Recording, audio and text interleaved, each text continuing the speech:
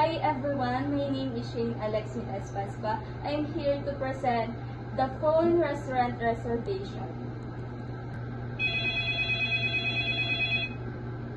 Thank you for calling CTHM Restaurant. This is Shane. How may I help you? I would like to make a table reservation, please. Certainly, who I speak to? Miss Daniela. May I spell out your name? Daniela.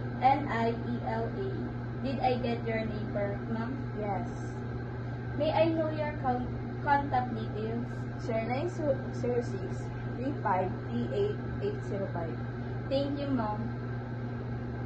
Ma'am, should I make your reservation under your name? Yes, please. When do you want your reservation, ma'am? Today. For how many people, ma'am? For 2. What time do you want the reservation is? 6 p.m. For smoking or non-smoking area? Non-smoking area, please. May I repeat your table reservation? Yes, please.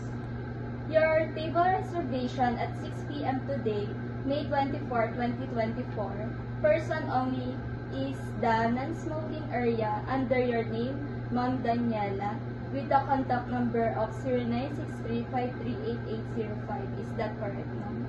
Yes. Is there anything would you like to request, ma'am? None.